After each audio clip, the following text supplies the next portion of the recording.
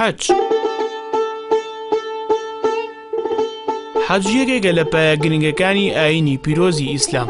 یاخود یەکێکە لە فەریزە گرنگەکانی مسلمان بوون.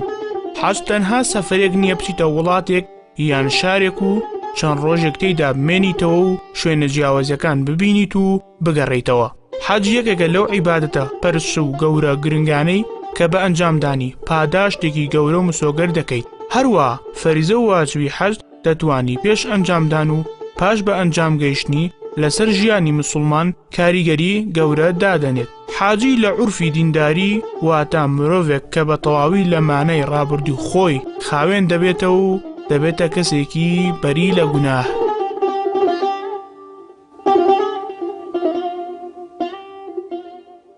الحمد لله والصلاة والسلام على رسول الله وعلى آله وصحبه ومن والاه. ربنا آتنا في الدنيا حسنة وفي الآخرة حسنة وقنا عذاب النار. وشيء حج لزمان عربية بحج جا خوانيته وحج بلان زيادة زانا كان بحج خوانيته ولا قرآن بحج هاتوا وكو لسورة آل عمران فرمي ولله على الناس حج البيت من استطاع إليه السبيل ومن كفر فإن الله غني عن العالمين. حج بمعنى قصد يعني نيازي أجر بس معنى شرعي كي أو قصد ماري خوايه به كاره حج يعني قصد بيت الله ومشاعر الله أويك أو إنسانا بستي شوني ماري خوابه وجب جكني أو شعائر دينيانا به أو فرزاني كخواي جورا أو ركناني كخواي جورا داينا وإن قال فرز كان واجا السنة كان إشكاية تروح حج كتاو تربيه أو بيوتري حج لزمان عربية كان معناه كتير شيء حج بلام أول لفظي كبصر حج أم حج عبادته عبره أو كزياتر زانا كان بحج خوانيانتوك وباسنقل بحج شهاتوه و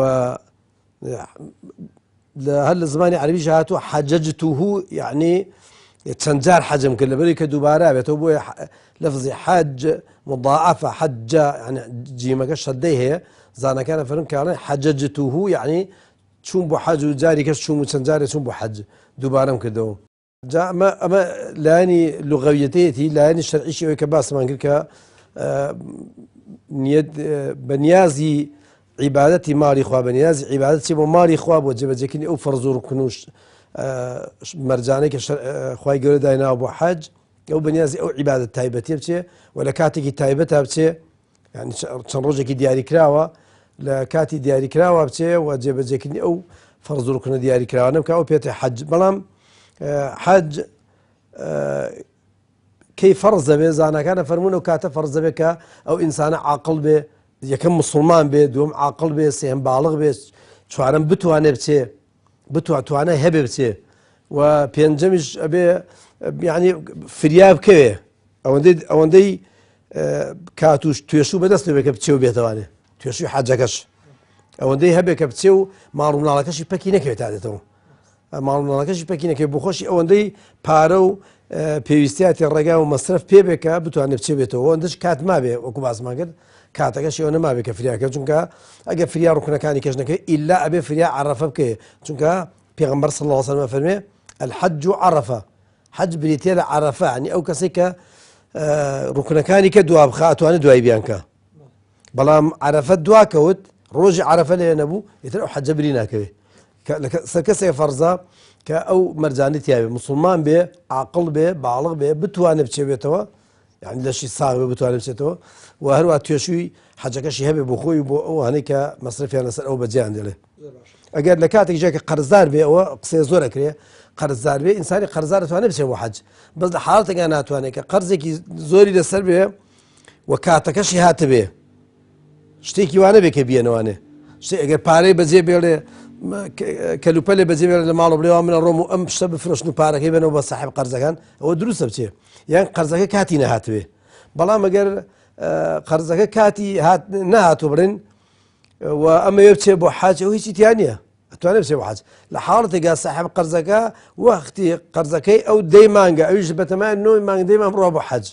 ئەوە ئەبێ پرس بە خاوەن قەرزەکە بکە ئەنجام بچێ حەج بەو معنای بڵێن کە ئەگەر تعریفی بکەین بە واتای قەزد يعني نية كردن جا لە دینی ئیسلامیشدا کە لە فقەکانە نیەت هێنان بۆ عیبادەتەکان بۆ ئەو عیبادەتانی کە دانراون نیەت بە شتێکی سەرەکی دانراوە بۆ عیبادەتەکان. جا حەجیش بە معنای قەست و نیەت دێت ئەو کەسی کە لێرەوە لەو شوێنەوە کە لە شوێنی خۆیەتی سەفەرێک ئەکا دەڕوات بە نیەتی پاکبوونەوە. یعنی پێناسەی حەج بەو واتایە دێکەواتە پێی دەوترێت تۆ لە شوێنی خۆتەوە دەڕۆی بەرەو شوێنێکی تر کە پێی دەوترێت حەجی ماڵی خوای و نیەتت ئەوەیە کە خوای گەورە لە گوناهەکانت خۆش ببێت. حەج عیبادەتێکە یەکێکە لە واجباتەکان کە دانراوە واجبێکە دانراوە لەسەر ئەو کەسانی شەرت و مەرجی هەیە وابەستەیە بە چەند مەرجێکەوە. بۆ نمونێکێک لەو مەرجانە ئەوەیە کە ئەم کەسە توانای مادی هەبێت. لەسەر کەسێک واجبە کە بتوانێت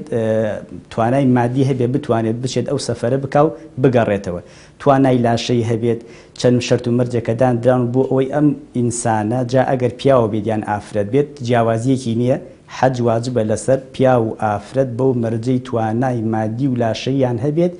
و ڕێگە ئاسان بێت کە بڕۆن مەترسیەکی نەبێت. بەم چەند شەرت و مەرجە حەج واجب ئەبێت لەسەر ئینسانی موسڵمان وەک باسمان کرد ئەگەر پیاو بێت و ئەگەر ئافرەتیش بێت ئەمە حەج لەسەر ئەو کەسانە واجبە و ئەو سەفەرە بکەن. ئەگەر ئەو توانایانیان هەبێ و نەیکەن تاوانبار ئەبن. ئەگەر تواناشیان هەبوو بەڵام ئەیان توانی حەزیان ئەکرد بچن بەڵام کار ئاسانی نەکراوەکو چۆن ئێستاکە زۆر جار ناڕەحەتی ئەخرێتە بەردەم ئەو کەسانە کە یان سەفەری حەجکەن یان ناڕەحەتی بۆیان دروست ئەکرێت یان هەر دەستور بۆ شێوازەیە کە دەبێت ناڕەحەت ببن ئەمانە تاوانبار نابن. بەڵام ئەگەر توانایان هەبێت و نەچن ئەوە تاوانبار ئەبن لەسەریان واجب دەبێت. هەڵبەتە حەج لە ڕووی زمانەوانیەوە پێناسەیەکی بۆ ئەکرێ و لای زانایانیش پێناسەیەکی بۆ ئەکرێ. لە ڕووی زمانەوانیەوە حەج واتە قەست یعنی مەبەست و هەندێک لە زانایان ئەفەرمون القەصد إلى معظم یعنی ئەوەیە کە تۆ مەبەست و نیازێکی شوێنێکی مەزن و گەورەت هەبێ. ئەمە لە ڕووی زمانەوانیەوە کاتێک ئەتەوێ قەسدی شوێنێکت هەیە بۆ شوێنێک بچی نیازی شوێنێکت هەیە بەڵام ئەو شوێنە نەوعەن ما گرنگی و بایەخێکی هەیە ئەوە پێی ئەوترێ حەج. کاتێک کە ئینسانیش ئەچێ بۆ حەجی ماڵی خوای پەروەردگار بۆیە پێی ئەوترێ حەج چونکە مەبەستی پێ شوێنێکی گەورە و مەزنە سەردانی شوێنێکی مەزن و گەورە ئەکات. لە ڕووی ئیستلاحیشەوە حەج واتە ئەنجامدانی عیبادەتێک کە ئەو عیبادەتە بریتە لە هەندێ مەناسیک و هەندێ واجبات و هەندێ کار و کردەوە. جا ئەو کردەوارە زۆربەیان بەلاشە و بەجەستە ئەکرێن و هەندێکیان بە ماڵ و سەرۆت و سامانەکرێن و هەندێکیان بە زمانەکرێن. لە کاتێکی دیاری کراوە لە مانگی حەجە لە مانگەکانی حەجە مسلمانان بە نیەتی ئەنجامدانی حەجی ماڵی خوای پەروەردگار ڕوئەکەنە کەعبەی پیرۆز و لەوێ مەناسیک و واجبات و ئەرکانەکانی حەج کە هەندێ ئەرکان و مەناسیک و واجباتی دیاریکراوی هەیە هەندێ ئەفعال و ئەقوالە هەندێک کار و کردەوەی دیاریکراوە ئەنجامی ئەدەن بەوەیش ئەبن بە حاجی ماڵی خوای پەروەردگار. حەج لە سەر موسڵمان واجبە بێ کاتێک کە چەند مەرجێکی تێدا بێتە دی لەوانە ئەو کەسە بێ کەسێکی موسڵمان بێ و کەسێک بێ کە لە ڕووی دارایی و لە ڕووی ئیمکانیەتەوە ئیمکانیەتی هەبێ و لە ڕووی لاشە و جەستەیشەوە بە هەمان شێوە ئیمکانیەتی هەبێ. خوای پەروەردگارە فەرمێت ولله على الناس حج البيت من استطاع إليه سبيلا. خوای پەروەردگار کردوێتی بە پێویست بەسەر خەڵکیەوە کە حەجی ماڵی خوای پەروەردگار بکەن بەڵام کێ من استطاع إليه سبيلا هەر کەسێک کە توانای هەبوو و هەر لە مەرجەکان ئازانیان باسیەوەکەن کە ئەو کەسە بێ زاد و ڕاحیلەی هەبێ یعنی توێشوویەکی هەبێ بیبا لەگەڵ خۆیان بۆ ئەو سەفەرە جگە لە لەش ساغێ جگە لە پارە و سامان و شتێک هەبێ کە بیگوازێتەوە بۆ ئەو شوێنە هیچ نەخۆشی و پیری و ئەو شتانە بەربەست نەبێت لە ڕێگەیە ئەو کاتە پێویستە حەجی ماڵی خوای پەروەردگار جێبەجێ بکات و ئەو عیبادەتە گەورەیە ڕاپەڕێنێ کە یەکێکە لە پایە گەورەکانی ئیسلام کە ئیسلام لەسەر چەند پایەیەک پێکاتوە یەکێ لە پایە ڕئیسی و سەرەکیەکانی ئیسلام بە جێبەجێکردن و بە ئەنجامگاندنی فەریزەی حەجە. مەسئلەی حەج دیارە یەکێکە لە ڕیزبەندی واجباتەکان و پێویستیەکان و فەرزەکانی ئیسلام کە هەر بەندەیەک هەر مرۆڤێک هەر عەبدێکی خوای پەروەردگار کە خۆی تەسلیم بە بەرنامە ئیسلام کرد دەبێ ئامادە باشی هەبێ بۆ ئەنجامدانی حەج. دیارە حەج خوای تەعالە لە قورئاندا ئەفەرمێ وەلله علی الناس حج البيت من استطاع إليه سبيلا. ئەمە وەکو نەسێکی ئاەت نەسێکی قورئانی کە لە هاتووە لەسەر ئەوەی کە لەسەر مردوم هەیەکەوە حەجی ماڵی خوای پەروەردگار بکەن إن استطاع إليه سبيلا ئەگەر توانایان هەبوو بۆ ئەو واجبەکە واجبەی حەجی ماڵی خوای پەروەردگارە کە فەرمی إن استطاع إليه سبيلا دیارە بێگومان ئیستیطاعەکەش دیارە هەم ئیستیطاعی مادی هەم ئیستیطاعی معنەوی جەسەدی بڵێن یعنی ئەو کەسە مادەی هەبێ واتە پارەی هەبێ بتوانێت بۆم ئەو مادەیە یعنی کەسێکە پارەی نەبێت مادەی نەبێ ئەو مەصرفی پێ بکە ئەوە لەسەری واجب نییە. دووهەم اینجا ئەگەر نەخۆش نەبێ ئیستیطاعی جەستەیی بڵێن توانای ئەوەی هەبێ بڕوا جەسەدیەن بڕات ئەو حەجە بکە کە ئەمە دیارە بێگومان حەجی ماڵی خوای پەروەردگار بەو شێوەیە هاتووە کە دیارە حەجیش وەکو ڕیزبەندی هەموو واجباتەکانی تر هەموو فازەکانی تر وەکو نوێژ و وەکو ڕۆژ و وەکو زەکات و ئەمانە ئەوش بە خۆی تایبەتبەندی خۆی هەیە کە خوای پەروەردگار فەرزی کردووە لەسەر بەندەکانی لەسەر ئیمانداران کە بێ حەجی ماڵی خوای پەروەردگار بکەن. حەج بۆ چییە؟ دیارە ئەگەر ئێمە سیرکەین لە هەموو فەرزەکان ئەو لەو عیبادەت و پەرستشانی کە خوای پەروەردگار دیاری کردووە لەسەر بەندەکانی خۆی هەر یەکەی تایبەتمەندی خۆی هەیە کووتمان نوێژ لە 25 کاتژمێری شەو ڕۆژێکدا نوێژ لە 5 کاتە ئەم ئینسانەت تەصفیەی خۆی ئەکاتەوە واتە خۆی پاک ئەکاتەوە لە گوناه و لە تاوان و وەکو چۆن هاتووە ئەفەرمێ إن الصلاة تنهى عن الفحشاء والمنكر نوێژ ئەو ئینسانە کۆنتاکت دەکاتەوە واتە تازەی دەکاتەوە بە دووری ئەگرێ دووری ئەخاتەوە لە گوناه و لە تاوان. بە هەمان شێوە سێرەکەی ڕۆژوو یەکێکی ترە لەو مەسفایانە لەو پاکەرەوانە کە لە ساڵدا دیاری کراوە لە ساڵدا مانگێک دیاری کراوە کە ئینسانەکە پاکەکاتەوە لە گوناه و لە تاوان کە ئەوەش دیارە فەرمودەی صحیحی پێغەمبەر هەیە صلی الله عليه وسلم. و هەروەها زەکات ئەبینین بە هەمان شێوە مەسفایەکە پاکەرەوەیەکە بۆ ماڵ بە هەمان شێوە حەجی ماڵی خوای پەروەردگار لە تەمەنی ئینسانەکەدا ئەگەر توانای هەبێ ئەگەر توانای نەبێت دیارە بێگومان لەسەری واجب نییە و قەرزار نابێت بەم شێوەیە حەج فەرز کراوە واجب کراوە لەسەر بەندەکانی خوای پەروەردگار. حەج کۆمەڵە هەڵس و کەوتێکی تایبەت بە خۆی تێدا ئەنجام دەدرێت واتە حاجی ئازاد نییە خۆی چۆن دەیەوێت و پێی خۆشە ئاوا بکات چونکە حەج عیبادەتە و عیبادەتیش بۆ خوددا دەکرێت و ڕێگا و شوێنی خۆی هەیە. خۆ ئەگەر حاجی شارەزایی نەبێت یاخود ڕێبەر و مرشیدێکی لەگەڵدا نەبێت کە ڕستەی بکات ڕەنگە نەگاتە حەجێکی قوبوڵ. بۆیە پێویستە ئەو کەسی حەج دەکات لایەنی کەم لە سەرەتاوە شارەزا بێت لەو پێداویست و جوڵە سەرەتاییەکانی حەج و پێویستە بزانێت ئەو کات و سادەی لە بەردەستیدا هەیە چۆن دابەشی بکات و بەسەر ڕوکن و واجباتەکانی حەجکردن ئەگەر نا کاتەکەی دەڕوات و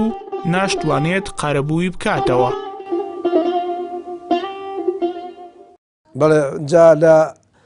خوای گەورە لە قورئانە فەرمێ فلا رفث ولا فسوق ولا جدال في الحج ئەگەر ئینسان بێ حەجێ بکە حەجی مەبرور پێغەمبەر صلی الله علیه وسلم فەرمێ حەج المەبرور ليس له جزاء إلا الجنة. حەجی چاک مەبرور یعنی بە حەجێک کە فەرز و سونەتەکانی تیا جێبەجێ کرابێ و قەدەغە کراوەکانیشی تیا نەکرابێ بە گوێرەی توانە. خوای گەورە تەکلیف لە ئینسان ناکە کە لە توانای نەبێ فاتقوا الله ما استطعتم ئەوەندەی لە تواناتانێ ئەوەنە تەقوا بکەن ئەو پەڕی توانە ئەو ئینسانە ئەو پەڕی توانای بخاتە کار بۆی کە ڕوکنەکان و فەرزەکان چونکە لە حەجا فەرز و ڕوکندیە فەرزەکان و ڕوکنەکان جێبەجێ بکە و هەروە سونەتەکانی جێبەجێ بکە خۆشی پارێزێ بە گوێرەی توانە ئەوەندەی توانایەتی لە عەمدەن بە قەست بە نیەت بە نیازی خۆی خراپە نەکە ئەو پێێتی حەجی مەبرور و حەجە پاکە بێتەوە خۆی خوای گەورە فەرمێ فەلا رەفەث ولا فسوق ولا جدال في الحج شەڕە قسە شتی خراپ و خراپەکاری و شەڕە قسە دەم بە دەمە و شەڕە قسە و دەنگ بەرزکردنەوە سەرێکە ئەوانە لە حەجانیە و خراپ و خراپەکاریشی تیان نییە کەسێک خۆی پاراز لە خراپە ڕکن و فەرزەکانیشی جێبەجێکە لەگە سونەتەکانە ئەو پێێتی حەجی مەبرور ئەم حەجە مەبرورە پێغەمبەر صلی الله عليه وسلم فەرمێ حەجی مەبرور وەزانەکانە فەرمێ حەجی مەبرور چییە؟ ئەو حەجەیە کە باسمان کرد ئەرکەکان جێبەجێ بکە ئەوەی کە شەرع داینە ئەرک و ڕکن و فەرز و سونەتەکان جێبەجێکە بەو پەڕی تواناشەوە هەوڵ خۆی لە خراپە پارێزێ خراپە حتا تەنفیر لە حەجە بێتە خراپە تەنفیر یعنی کەسێک کە ئەو کۆتر و ئاژەڵ و پشیلە و حیوان و شتانەی کە لەوێ لەگەڵ باڵدارەکان بەتایەتی کۆترەکان کۆترێ یعنی لە عەمدەن ڕایان پەڕێنێ وان لێ بکا کە بفڕن چەپڵە لێبا قاچ بە عەرز کێشێ بۆی بفڕن ئەو پێوتە تەنفیر ئەو خێری حەجەکەی کەمە کاتوانێ ئەبێ ئەو کەسێ بۆ حەج خۆی لەوانش پارێزێ ئەگەر خۆی لەوانە پارێز بە گوێرەی توانە خۆی پارازەوە پێێتی حەجی مەبرور و پێغەمبەر صلی الله عليه وسلم فەرمێتی و باسم کرد فەرمێت لە فەرمودەی صحیحە حەج المەبرور ليس له جزاء إلا الجنة حەجی چاک هیچ پاداشتێکی نییە ئیلا بەهەژنەوێ و پێغەمبەر صلی الله عليه وسلم فەرمێت کەسێ حەجێ بکە کەسێ حەجێ بکە ئەو شتانەی تیانە بێک و باسم کرد فلا يرفث ولا يفسق شتی خراپە نەکە فاسقی نەکە فاسقی ینی بێ ئەمری خوا و پێغەمبەر نەکا لە ئەمری خوا و پێغەمبەر دەرنەچێ ئەفەرمێ ڕەجع کەیەومی وەلەدەته ئومه وەکو ئەو ڕۆژەی لێ دێ کە لە دایکی بووە چونکە ئەو کەسێک کاچێ بۆ حەج یعنی یەکێک لە فەرزەکانی حەجکا بێت جێبەجێکا بێت شەیتان ڕەجم کە شەیتانی گەورە ئیمام ناوەندی بچووک ئەوە ڕەمزە خۆ تۆ ئەو بەردە ناگرێت خۆ شەیتان لێ ڕانەوەسا ئەگیرێتە بەردێک گیرێتە پایەک بەس بۆی ئەو حاجیانە تێبگەن یعنی هەرچی گونا هەیە لە گوناحی گەورەوە لە گوناحی مام ناوەندیەوە لە گوناحی چکۆلەوە ئیتر من وازم لێنا ئەوەی کە کردومە لی پەشیمانم ئەوە تا بەرباران یەکەم گوناحەکانی خۆم ناوێن و حەزەکەم لە کۆڵ منەوە تەبەڕان لێ یەکەم و بۆ لەمە دوواش تەبەڕان لێ یەکەم کە من کە لەم حەجە ڕۆیشتمەوە وعد دێم بەخوای گەورە کە هیچ گوناحی ناکەم نە گەورە نە مام ناوەندی نە بچووک خۆی هەندێک عیبادەت هەیە دانراون خوای گەورە بۆ ئێمەی دانا و بۆ مسلمانان یەکێکە لە ڕەحمەکانی خوای گەورە بەڕاستی ئێمە چونکە وەکو مسلمان تاوانبارین هیچ کەسێک نێ لە دنیا تاوانبار نەبێت وەکو پێغەمبەری خوا صلی الله علیه و سلم دەفەرمێت نەوەی ئادەم هەمووی تاوانبارە بەڵام باشترین کەسێک ئەو کەسانی کە تاوان ئەکەن و داوای لێخۆشبوون ئەکەن جا ئێمە چەند ڕێگەیەک هەیە بۆ ئەوەی کە ئێمەی مسلمان خوای گەورە لە گوناهەکانمان خۆش بێت یعنی دەتوانم بڵێم فەلسەفەی حەج ئەوەیە کە بۆ ئەوە نییە کە ئینسانی مسلمان ئێمەمانان بچینەوە بۆی کە پێمان بوترێ حاجی ئەمە شتێکی ڕۆتینیە بەڵکو فەلسەفەی حەج ناوەڕۆکەکەی ئەوەیە کە ئینسانی مسلمان بۆیە سەفەری حەج ئەکات هەتا خوا لەو گوناهانەی خۆش ببێت چونکە پێغەمبەری خوا صلی الله عليه وسلم کە لە حەدیثێکە فەرمێت کەسێ سەفەری حەج بکات بڕواتە ئەوێ و هیچ قسەیەکی ناشەرعی نەکات وەجیماع نەکات ئەوانەی کە حەڵاڵن لەسەری لەوێ حرام ئەکرێن کە دەگەڕێتەوە وایە کە تازە لەدایک بێت ئەمە فەلسەفەی حەجە مەبەست پێی ئەوە بێت ئینا حەجەکە بۆ ئەوە نییە کە ئێمە سەفەرێک ئەکەین و وڵاتێکی تر ئەبینین و دەڕۆینە وڵاتێک و لێوە مەدینە و مەککە و چەند شوێنێکی تر ئەبین و ئەچینە کێوی ئوحود و چەند شوێنێکی تر هەیە ئەمە مەبەست بینینی ئەم شوێنانش بۆ تەقوێکردنی ئیمانی خۆمانە و بۆ حەجەکەش بۆ ئەوەیە کە خوای گەورە لە گوناهەکانمان خۆش ببێت ئینا ئەم سەفەرە سەفەرێکی عیبادەتیە سەفەرێکی گەشت و گوزار نییە بەڵکو سەفەرێکە بۆ لێخۆشبوونی خوای گەورە لە عەبدەکانی خۆی ئەوە فەلسەفەی حەجە نەک ئەوەی کە ئێمە وەکو سەفەرێک تەماشای بکەین دەبێ ئەم سەفەرە عیبادەتە دەرچوونمان لە ماڵەوە هەتا وەکو دەڕۆین و دەگەڕێنەوە خوای گەورە هەمی بە عیبادەت بۆمان دەنووسێت و ئینشاءالله خوای گەورە لە گوناهی هەموو حاجیانە خۆش ئەبێت بە سەلامەتیش دەگەڕێنەوە ئینشاءالله هەڵبەتە حەجی ماڵی خوای پەروەردگار وەکو باقی عیبادەتەکانی تر کۆمەڵێ فەلسەفە و کۆمەڵێ ئەسراری هەیە کۆمەڵی حکمەتی هەیە هەرێک لە عیبادەتەکان هیچ عیبادەتێک بەبێ حکمت لەسەر ئیمانداران فەرز نەکراوە کاتێک کە حەجیش داوا ئەکرێت لە مسلمانان کە ئەنجامی بدەن بەڕاستی کۆمەڵێ حکمت و غایەت و ئەسرار و مەقاصدی تێدا ئێمە چەند خاڵێک بەسەریعی لێرە ئاماژە پێکەین لەوانە یەکەم تحقیق مەبدە المساوات یعنی تحقیقکردنی مەبدەئی یەکسانی لەوێدا خەڵک یەکسانە بێت دەوڵەمەند و هەژار گەورە و بێدەسەڵات دەسەڵاتدار و بێدەسەڵاتدار پیا و ئافرەت لەوێ تێکڕا هەموو ئینسانەکان ڕەش و سپی هەر ڕەنگێکی هەبێ هەر ڕەگەزێکی هەبێ خەڵکی هەر وڵات و شوێنێ بێ لەوێ مەبدەئی یەکسانی جێبەجێ بێ کە پێم وایە لە هیچ شوێنێکی تر وەکو حەج جێبەجێ نابێ. پێغەمبەری خۆشەویست ئەفەرمێ لا فضل لعربي على عجمي ولا لعجمي على عربي ولا لأحمر على أسود ولا أسود على أحمر إلا بالتقوى. يعني فضل هيج كابرايكي عرب نية بسر عجم دا وعجم نية بسر عرب دا، وفضل هيج كابرايكي رش نية بسر سبيدا وسبي نية بسر رجدا وسور نية بسر رنجي كتلا إلا بتقوى خواي پروردگار نبي. لوي أما برجستا بي همو كسكان بيك لباسوا ليك شوينيكي دياري كراوا يك عبادة أنجام مدن هموان بملكتي بو خواي پروردگار كوابو لوي مبدئي يكساني جيبجي بي كبيغمري خواه صلى الله عليه وسلم فرمي الناس سواسية كأسنان المشط. إنسان كان يكسان وكو دمي شانه چون دمي شانه الريكا همو إنسان كان آوهان أو إنسان كان خوان لأقوى الريه يكي كان خوي بقورة أزاني ويكي كان خوي بقورة ترووانا دنا همو وكو يكوايا ولوي أو مبدأ تحقيق به. خالي كتير مبدئي أخوته براتي لوي زور بروني أبين ريه كتو مسلمانان بيني لهمو دنياوا وكو تو بنداتيكن إنما المؤمنون إخوة براسي علي بجيبه براتي راستقينا كسيك لو بري دنيا وهاتو لو لاتيكي دور دست وهاتو يسليتو وكو برايكي خوت بيكوا أو عبادته أو شعيرة قورية أنجامة. خالي كتير براسي درفتيكي زور قورية وكو مؤتمريكي صالانوا بو همو مسلمانان بو أويك تعارف بكن بو أوي يكتري بناسن بو أويك آشناي معاناتي يكتري ببن بو أويك تجربة يكتر بقينا يكتر وكو خاي پروردگار فرمي يا أيها الناس إنا خلقناكم من ذكر وأنثى وجعلناكم شعوبا وقبائل لتعارفوا أويك خلقي كراو قبيلة وهوز وولات رقز يجاوز وأنا براسي حكمتي يا أويك تعارف ألفة خزماتي ودوستاتي وأنا درس ببيع براسي حجيش وكو مؤتمريكي السنوي وكو كونغريكي صالاني مسلمانان همو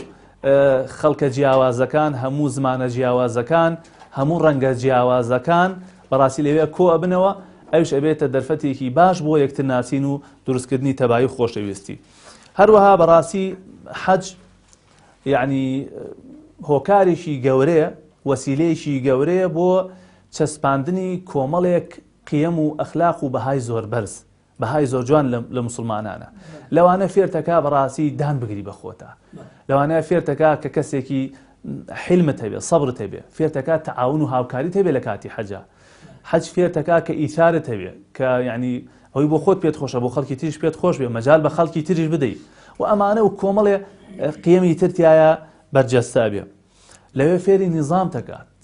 بەڕاستی حەج فێری نظام تەکات کە بێ لەو ڕۆژەیە فلانە عیبادەت ئەنجام بدەیت بەو شێوازە ئەنجامی بدەیت بەو تەرتیباتە ئەنجامی بدەیت. ئەمە نەوعەن ما ئینسان فێریەوەکە کە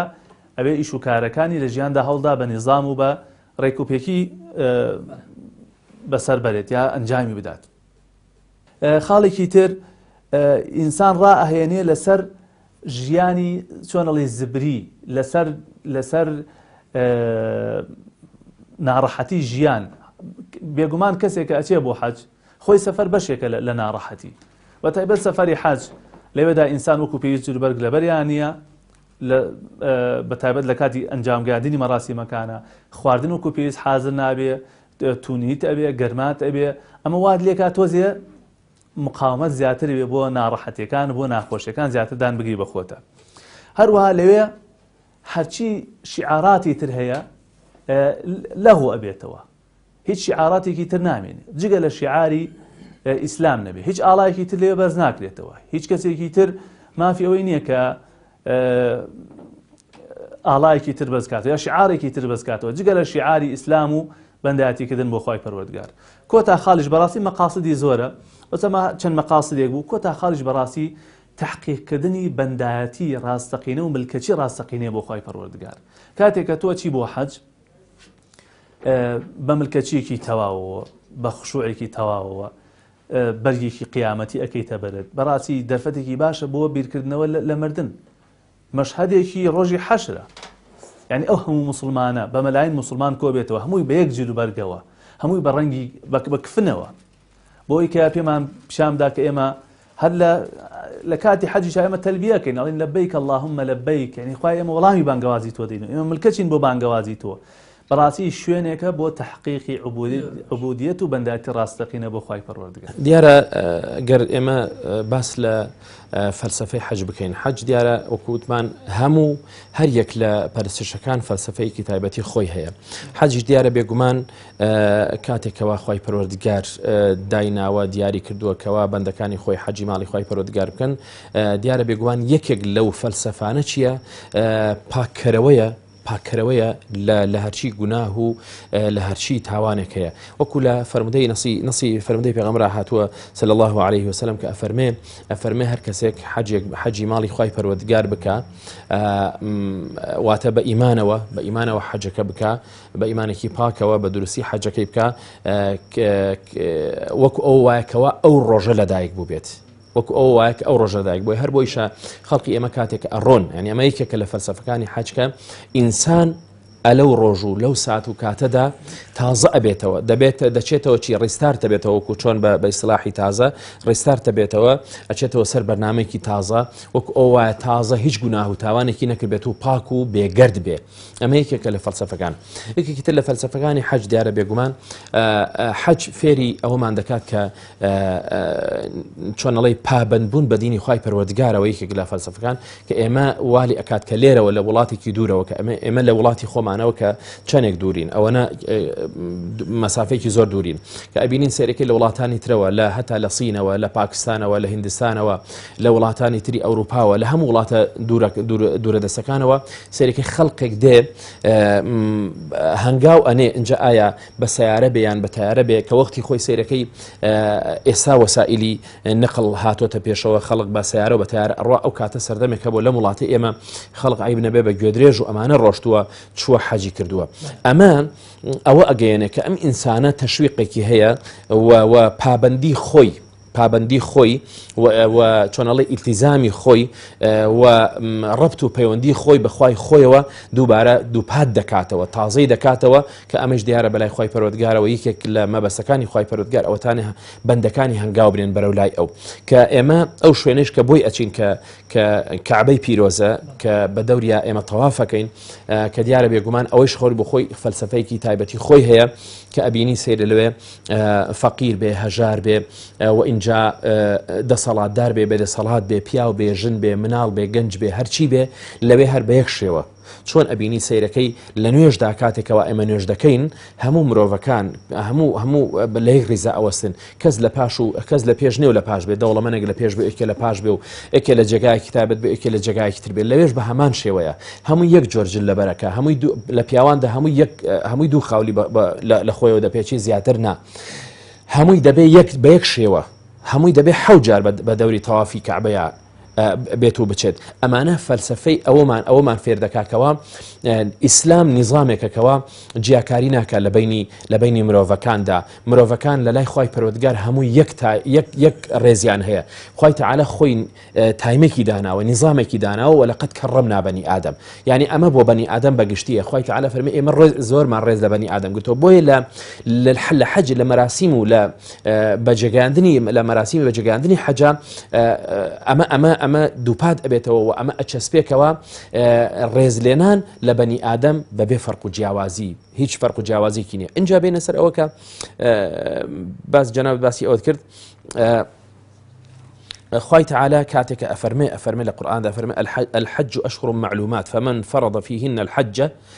فلا رفث ولا فسوق ولا جدال في الحج وما تفعلوا من خير يعلمه الله وتزودوا فإن خير الزاد التقوى أما واتقوني يا أولي الألباب. خوي بربدقال لير دا لم آية دا بيمان أفرمي كاتك وإنساني إيمان دار كاتي الحج أشهر معلومات أفرمي خوي تعالى أفرمي حج چند مانجيكا كبريتين لا شوال ذو القعدة وروجي ذو الحجة. ئەمانە بڵین بۆ نمونە کە خوای پەروەردگار دیاری کردوون کە ئەمانە جا هەر کەسێک حەج لەسەر خۆی واجب بکات بە ئیحرامکردنی ئەو کاتە حرام دەبێت، واتە کە ئیحرام دەبەستێ حرام دەبێت لەسەری چی؟ کۆمەڵشتی لەسەر حاڵام دەبێت وەکو جیماع و هەروەها چەند شتێکی تر هەیە کە لە حەجا کە ئیحرام ئینسانی ئیحرام دەبەستێ کە نابێ بڵێن بۆ نمونە پێشتر بۆن خۆی بۆن خۆر دەکا بەڵام لە دوای ئەوە نابێ و لەسەر خۆی واجب بکات کە ئیحرام ببەسێت و ئەمانە و ئەو کاتە حرام دەبێت لەسەری ئەو شتانێکەوە بۆ نمونە وەکو باسمان کرد وەکو جماعکردن وەکو خۆ بۆن خۆشکردن وەکو بەعزێشتی تر هەتا مولە خۆکردنەوە بڵێن ڕیشتاشین و ئەمانەمە حرام دەبێت تا کاتی خۆیکەوە کاتی سەرتاشین دێت و کاتی حەلق دێت و ئابۆ شێوەیە ئەمانە اینجا کاتێک ئەفەرمێ فەلا ڕەفەتە وەلا فوسوق ئەبێ ئینسانە خۆی بپارێزێت لە گوێن لە قسەی ناشرین و تەشیر و ئەمانە هەرچەند بەداخەوە لە کۆمەلگای ئێمەدا ئەبیسین خەڵقانێکی ئێمە بەداخەوە کە لێرە لە کۆمەلگاکی ئێمەدا وا ڕاهاتون بڵێن بۆ نمونە قسەی سوعبەتیان هەیە گوێن ئەدەن یان شتێ لەو بابەتانە من لێرەوە ئەمەوێ بلەم کەناڵەوە بە ئەو برا بەڕێزانەمان باوکە بەڕێزەکان دایکە بەڕێزەکان ئەوانەی لە تەمەنێکان کەوا بڵێن بۆ نمونە زۆر جار نەسیحەت دەکردن بەڵام نەسیحەتەکان وەرناگرن ئێمە بە گەورەی سەیریان دەکەین وەکو ڕێزێک بۆیان و بۆ هەموو برا خوشکە بە ڕێزەکانمان بەڕاستی ئەو شوێنە شوێنی سوعبەت نییە شوێنی ئەوە نییە کە گوێندان بە یەکتری و تعلیقدان لە یەکتری و ئەمانە کە ئەبینین بیستومانە لە ئەسنای مەراسیمی حەجا خەڵکێک هەیە بڵێن بۆ نمونە خەڵکێک عەزیەت ئەدا پاڵ بە خەڵقەوە ئەنێ گوێنی پێ ئەدا قسەی ناشرینی پێ ئەڵێ ئەمانە حتا جار هەبوو بیستومانە لە کاتی لە مەراسیمی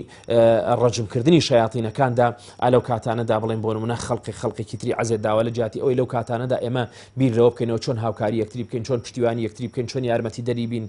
یارمەتی دەری یەکتری بین ئەبێ لەو کاتانەدا خۆمان بپارێزین لە هەموو شتە خراپ و ناشرین و نابوت و ناباشەکان. وە گوتمان حەجی مەقبول کە لەلایەن پەروەردگارەوە قوبوڵ کرابێت یەکێکە لەو پادەشتە گەورانەی کە مرۆڤ لە ڕۆژی دواییدا وەری دەگرێتەوە. حەجێک ئەگەر قوبوڵ کراوی خوددا بوو ئەوە لە ساتی یەکەمیەوە ئاسوودەی بە دڵ و دەرونی کەسەکە دەبەخشێ و لە سلوک و هەڵسوکەوتیشدا ڕەنگ دەداتەوە. واتە پاداشتی حەج هەر بۆ قیامەت نییە و بەڵکو لە دنیاشدا ڕنگدانەوە لەسەر ژیانی بە شێوەیەکی گشتی دەبێت.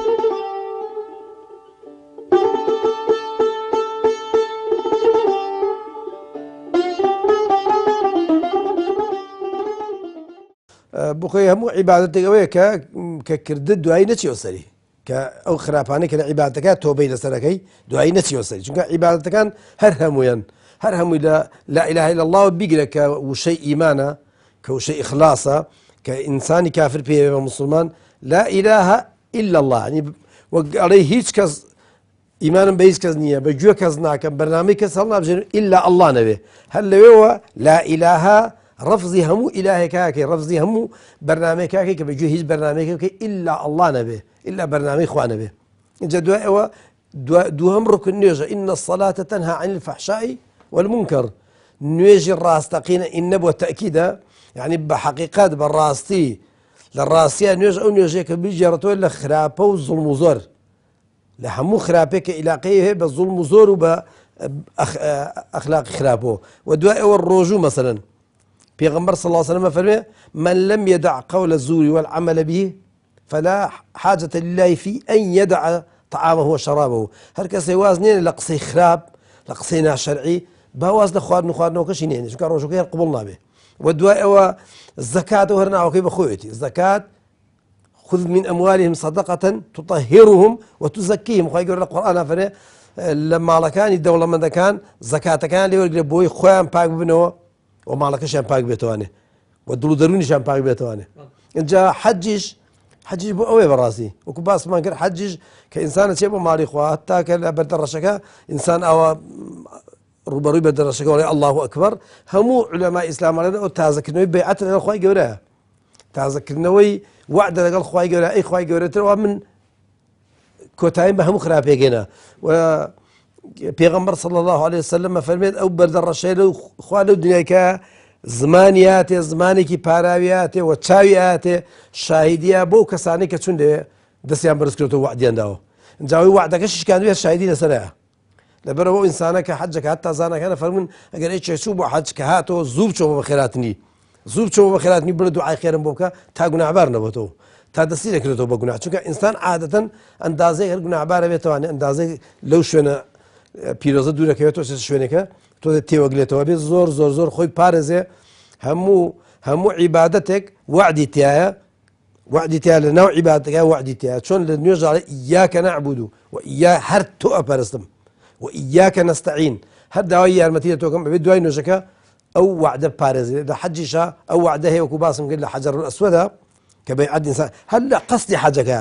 لە نیەتێوی کاچی بۆ حەج و دوای ئەو لە حەجەر ئەسوەدا و دوای ئەو لە ڕەجمکردنی شەیتانەکانە و هەروەها لە هەموو ڕوکن و فەرز و سونەتەکانە ئەو وعدەی تایە کە ئەی خوای گەورە مەسەن تۆ سەیرەکەی زانەکانە فەرمون سەفەری حەج وەکو سەفەری قیامەت وایە چۆن بۆ قیامەت جلێکی سپی لەبەرەکەن کە ئەمری بۆ حەجی جلێکی سپی لەبەرەکەی چۆن بۆ مردن کە ئەمرێ ینی مەقسەد قیامەت ینی مردنە کە ئەمرێ ئینسانە ماڵ و مناڵی بەجێڵێ بۆ حەجی ماڵ و مناڵی بەجێڵێ واز لە هەموو شتێکێنێ واز لە دنیای ئێنێ خوای هاتووم هەتا لە فەرمودای هاتووە فەرمێ خوای گەورە فەرمێ ئەمانە هاتوون ئەی مەلائیکەتەکان ئەمانە بەسەری ڕوت هاتوون بە پێی پەتی هاتوون ئەپارڕێنەوە ئەگرین و داواکەن و ئەلاڵێنەوە چیان نەوێڵێن خوای گەورە بۆ خۆ دەزانی ڕەزامەندی توانێ خوای گەورە فەرمێ ئەو مژدایان دێمە کە لەمیان خۆشم و لە فەرمودای هاتووە فەرمێ 50,000 ساڵ 50,000 ساڵ پێشەوەی کە عەرەفە دروستکەم وعدم ماوە هەر کەسێک بێتە عەرەفە بەڕاستی لێی خۆشم ئەو ئینسانەکە خوا لێی خۆشە بێ ئەبێ دوایی نەچێتەوە سەر گوناحەکانی ئەبێ خۆی پارێزەوە هەر کەسێک ینی عەقلی بە عیبادەت شتێ ئەوە زانێکە عیبادەتێکی کرد بێ واز لە گوناح بێنێ بە تایبەتی حەج نوێژ ئەوانەی کە ڕوکنی دینن ئەبێت جارێکە نەچێتەوە سەریان دووبارەی نەکاتەوە چونکە حەج لە ژیانی وەکو نوێژ نییە هەموو ڕۆژێ بێ چونکە ئیواڵێ ئەچێ نەزەرەکە ئاڵێم چییە بیستمە لە کەسانێک توی کاکە بە ئاوی دەستنوێژە لە ئاچێ بەس حەج لە ژیانە یەک جارە ئەبێ یەک جارچی گوناحەکان ئەویش کەیەکی بە مناڵی ناچێ ئافرەتێکتی ئەی پێغەمبەری خوا ئەم مناڵە حەجی لەسەرە پێغەمبەر فەرمی حەجەکەی بۆ بکە بڕۆ حەجەکەی بۆ بکە پێغەمبەر ساسم ئیزنیە کە حەجەکەی بۆ بکە و تۆش خێرت دەگا بەڵام زانەکانە فەرمون کە ئەم مناڵە گەورە بوو حەجە فەرزەکەی لەسەر ناناچێ بچی بیکاتەوە چونکە ئەو کاتە نەیزانیوە کە حەج چییە و نەشی زانیوە کە چوو بۆ حەج ئەبێ دوای گوناح نەکا ئینسان کاتێک کە کامڵ بێ عاقڵ بێ مەسەلەن عمری گەیشتوێ 18 ساڵ 19 ساڵ 20 ساڵ ترگە خواتریش بێ ئینسانێکی زۆر عاقڵ و تەمیزی پێیا کردێ بچێ کە بزانێ ئەم حەجە بۆیە ناچێت عیبادەتکەی بۆیە چی لەوێ لەو عیبادەتەوە لێرە ئەچی بۆ شوێنە دوورە لەو شوێنە تایبەتیە لەگەڵ ئەو عالەمە وعد تازاکەی و ماڵ و مناڵ و پارە و پوڵ و جلوبەرگ و هەمووی بەجێری جلێکی سپی لەبەرەکەی بەبێ گیرفان و بەبێ دروان و بەبێ هیچ شتێک بۆ لەبەرەوەی بەیعەت لەگەڵ خوای بەیعەتیش بۆ دووشتە ئەی خوای گەورە چی تۆ ئەفەرمی بیکە بەگوێ دەکەم و چیش تۆ ئەفەرمی مەی کە نایکەمێتر ئەبێ بۆ شەوێ بەیعەت بەنجا پێ حەج ئەوە حەجی مەبرور ئەوەیە خۆی حەج وەکو پێشتر وتم یەکێکە لە نیعمەتەکانی خوای گەورە ئێڕژێ بەسەر ئەو کەسانێکە خۆی دەیەوێت ئەوە بۆ لێخۆشبوون لە گوناهەکان جا بۆ ئەوەی کە حەجێکی دروست و قبولکراوە بێت دەبێت ئینسانی موسڵمان سەرەتا کە دەست ئەکا بە ڕۆشتن نیەتی پاک بێت نیەت زۆر گرنگە بۆ کار و عیبادەت نەک بۆ حەج بۆ هەموو عیبادەتەکانی تر نیەت گرنگە نیەت تەنها لەبەر خاتروی لە ڕەزامەندی خوای گەورە لەبەر خاتری ئەوە بێت کە خوا لە گوناهەکانت خۆش ئەبێت هەر کاتێک هەر حاجێکی بەڕێز سەردانی ئەو شوێنە پیرۆزە ئەکات تەنها نیەتی بۆ ئەوە بێت کە خوای گەورە لە گوناهەکانی خۆش بێت ئەوە حەجێکی مەبرور و حەجێکی قبولکراو دەبێت پشتیوان بە خوای گەورە و پاشان کاتێک کە دەڕوات دەچێتە ئەو شوێنە چەند شتانێک هەیە دەبێ وازی لێ بهێنێت بۆ ئەوەی حەجەکەی قبول و حەجەکەی دروست بێت یەکێک لەوانە کە چەند شتانێک هەن حەڵاڵن لەسەر ئێمە جا حەجی ماڵی خوای گەورە مانگی ڕەمەزان دوو فەلسەفەی زۆر گەورەشی تیا هەیە کە ئەوەی کە حەڵاڵەکانمان لەسەر حرام ئەکرێن لە مانگی ڕەمەزانە خواردن و سەرجێگی و ئەمانەمان لەسەر حرام ئەکرێن کە لە ئەسڵە حەڵاڵە لە حەجیشا چەند شتانێک هەن حەڵاڵن بەڵام خوای گەورە لەسەرمان حرام ئەکات دەبێ ئێمە ئەوانەی کە خوا حرامی کردو لەسەرمان نەیکەین بۆی کە حەجەکەمان دروست و مەقبول بێت وەکو ئەوەی کە واز لە قسەی خراپ بهێنین چونکە خوای گەورە ئەمرمان پێکا کاتێک کەسێک ئەچێتە حەج دەبێت لەو حەجا قسەی خراپ نەکا و جنێ و نەدات لە شاری مەکە و مەدینەش نابێت دەمی پیس بێت و دەبێت لەگەڵ عەزیەتی خەڵکی نەدا بە تایبەتی عەزیەتی خەڵکی مەدینە نەدات و نابێت لەو کاتێک کە ئیحرامی بەستووە و حەجەکە ئەکات هەتا ئیحرام دەشکێنێ نابێت کاری سەرجێگەی لەگەڵ خێزانی شابکات و دەبێت لەو شوێنەشدا لەگەڵ ئەهلی مەکە و مەدینە هەم زۆر چاک بن تەعاملیان چاک بێت ئەمانە جێبەجێ بکات ئەو کاتە پێی دەوترێت حەجێکی مەقبول و حەجێکی مەبرور ئەوەی کە پیغەمبەری خوا صلی الله عليه وسلم دەفەرمێت پاداشتی ئەوە ئیلا بەهەشتەکەی خوای گەورەی شتێکی تر نیە ئەو حەجە پشتیوان بەخوای گەورە. ئینسانی مسلمان کاتێک کە حەج ئەکا و سەفەر ئەکا جا ئەگەر پیاوە بە یان ژن بێت کە دەچێتە ئەو شوێنە پیرۆزە ئەوە بەپێی حەدیث کە خوای گەورە لە هەموو گوناهەکانی خۆشە بێ وەکو تازە لەدایک بێتەوە وایە. جا زۆر گرنگە ئەو حاجیە بە ڕێزانە کاتێک کە دەگەڕێنەوە بە سەلامەتی زۆر گرنگە کە نەچنەوە سەر ئەو تاوانانەی کە پێشتر لەسەری بوون، چونکە معلومە هەیمە هەمومان تاوانبار بووین، بەڵام هەندێک تاوان هەیە کە نەک هەندێک تاوان دەبێ هەموو تاوانەکان ئێمە تەرک بکەین کاتێک کە دەگەڕێنەوە بە شێوازێکی تر بین، چونکە خەڵکی چاوی لەسەرمانە، ئێمە تازە دەبینە کەسانێک کە لە جیاواز لە خەڵکی تر دەبێ پێش ئەوەی کە ئێمە لە چاوی خەڵکیش بترسین، حەز ئەەکەم ئەوە بڵم دەبێت لە خوای گەورە بترسین کە دەگەڕێنەوە ئەو تاوانانە نەگەڕێنەوە سەری جارێکی تر، چونکە ئێمە خوا لێمان خۆش بووە، خوا ئەو نیعمەتە ئەو فەزڵە گەورەی کە بەخشیوە بۆ حاجێ بە ڕێزانە دەبێت ئەو نیعمەتە گەورە بە هەند وەربگرن، جارێکی تر نەگەڕێنەوە سەری دەبێت بەڕاستی نەگەڕێنەوە سەر تاوانەکان. گرنگە کە تاوان خوای گەورە لیان خۆش بۆ جارێکی تر نەچنەوە سەریان، عەزم و جەزم بکەن، هەوڵ بدەن. ئەگەر تاوانیش بەرەو ڕوویان هات پێ بە نەفسی خۆیانە بنێن و بڵن تازە ئێمە چوونەتە شوێنێکی پیرۆز کە چەند ساڵە پیغەمبەری خوا صلی الله عليه وسلم تێکۆشانی بۆ ئەکات، هەتا ئەم ئازادی بۆ ئێمە فراهەم هێناوە، ئێمە ئەم کارەمان کردووە کە بۆ ئێمەیە، بۆیە گرنگە ئێمە نەچینەوە سەر تاوانەکان جارێکی تر. بەڕاستی بۆ ئەوەی کە حەجەکەت قبول بێ لە لای خوای پەروەردگار و بۆ ئەوەی کە دڕودەرونت پاک بێتە و بەڕاستی کەسێکی نەقید لێ دەرچێت، چونکە پێغەمبەری خوا صلی الله عليه وسلم فەرمێ من حەجە فلم يرفث ولم يفسق رجع كيوم ولدته أمه. هەر کەسێ حەج بکە کاری خراپ و بێشەرعی و گوناه و تاوان ئەنجام نەدا ئەگەڕێتەوە لە حەج وەکو ئەو ڕۆژەی کە لەدایک بووە، یعنی ئاوا پاکە بێتەوە. ئێمە چی بکەین بۆ ئەوەی کە ئەمەمان دەست بکەوێت؟ بەڕاستی ئەوە پێش چوونمان بۆ سەفەری حەج ئەبێ هەوڵ بدەین یەکەم بە پارەیەکی حەڵال بچین، دووهەم حەق و مافی خەڵکی بگێڕینەوە، داوای گردن ئازایی لە خەڵک بکەین ئەوانەی کە مافیان بەلامانە، چونکە حەقی خەڵک ئللا بەگردن ئازایی لاچیە بەگەڕانەوە لاچیە، ئەگەنا خوای پەروەردگار لە حەقی خۆی خۆشەوێ، بەڵام لە حەقی بەندەکان ئللا ئەبێ ئەو شتە بگێڕیتەوە یان گردنتە ئازا بکە. دوایەوە کە ئەچی بۆ حەج ئەبێ ئیخلاست هەبێت، تەنها مەبەست پێ خوای پەروەردگار بێ، مەبەست پێوە نەبێ پێت بڵێن کاکە حاجی مامە حاجی یان بڵێن چووە بۆ ماڵی خوای پەروەردگار، هیچ مەبەستێکی تر ئەلەوانت نەبێ. کاتێک کە ئەچیتە ئەوێش هەوڵ بدەی جوانترین حەج جێبەجێ بکەی و ئەتیم الحەج والعومرة لله، بە تەواوەتی ئەنجامی بدەی، هەموو ئەرکانەکان وەکو خۆی جێبەجێ بکەی، هەموو واجباتەکان لە کاتی خۆیان جێبەجێ بکەی، هەوڵ بدەی تەواوی سونەتەکان جێبەجێ بکەی، ئەبێ هەوڵ بدەی ئەو کاتانەی کە لەو شوێنە مبارەکەدای بیخۆزیتەوە بە عیبادەتی ڕاستەقینە، بە بەندەتی بۆ خوای پەروەردگار، بە تەوبە و پەرشیمانی، بە گریان و بە حەسرەت بۆ ئەو گوناهانەی کە لە ڕابردوودا کردوتە. و لە کاتی ئەنجامدانی حەجا ئەو مەحظوڕات و ئەو شتانەی کە قەدەغەی لێکراوە ئەنجامی نەدەی، کە ئێمە کۆمەڵێ شتمانەیە لە کاتی حەجا حرامە بێ لە ئینسانەکان ئەو شتانە، یعنی توخنی نەکەویت خۆتی لێ پارێزی و هەروەها هەوڵ بدەی تەواوی عبودیەت و زەلیلی و بەنداتی خۆت لەو کاتی حەجا بۆ خوای پەروەردگار پیشان بدەی و ڕاست بکەین لەگەڵ ئەو ڕەجمکردنەی شەیطانە. کاتێک ئێمە لەوێ ڕەجمی شەیطانەکەن، ڕەجمی جەمەراتەکەین، یعنی تۆ لەوێ وەکو ئەو وایە لاسایی ئەوە ئەکەیتەوە کە ئیسماعیلی کوڕی ئیبراهیم عەلەیهی السەلام ئەنجامیدا کە شەیطان ویستی وای لێ بکە کە بە قسەی باوکی نەکات، ئەو لە سێ شوێندا بە بەرد شەیطانی ڕەجم کرد. حاجیانی ماڵی خۆش کاتێک کە ئەچناوێ وەکو وایە بەڵێن لەگەڵ خوانیوە بکەنەوە کە ئێمە خوایە بەڵێن بێتر شوێنی شەیطان ناکەوین، بەڵێن بێ شوێنی هەنگاوەکانی شەیطان ناکەوین، بەڵێن بێ سەفحەیەکی تازە لەگەڵ تۆیاکەینەوە. جا ئەگەر کەسێک توانی ئەم مەراسیمە گەورەیە وەکو پێویست وەکوی کە باسمان کرد بە چاکی بە ڕێکوپێکی ئەنجامدا خۆی لە گوناه و تاوان بپارێزیە، خۆی لە هەڵەوکەم و کوڕی بپارێزیە، خۆی لە شتانێک پارێزیە کە لایق نییە بۆ ئینسانی موسڵمان، و پارێزگاری لەو معنای حەجە بکە کە کردوویەتی، ئەوە بەڕاستی دڵ و دەرونی پاکە بێتەوە و لە هەموو گوناهەکانی خوای پەروەردگار لێی خۆشە بێ.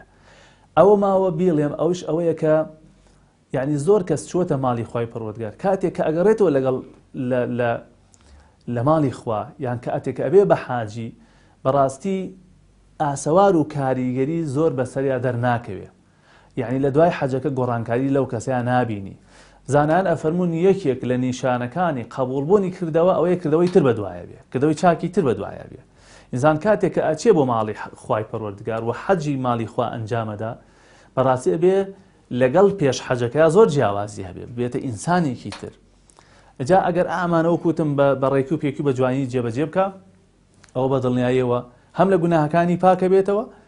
و هەم دڵ و دەرونیشی پاکە بێتەوە، بەڕاستی ئەبێت بە کەسێکی سەلیم و دامەزراو ئینشاءالله.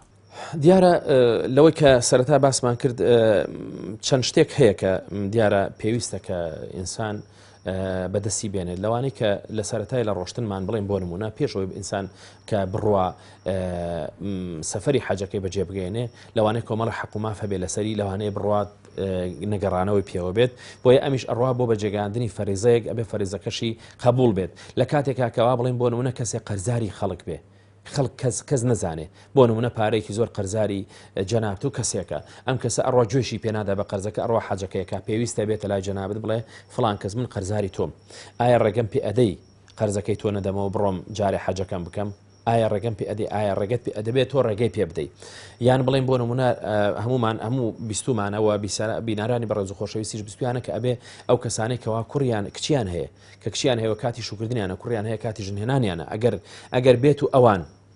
پێویستیان بەو زەواجە بێ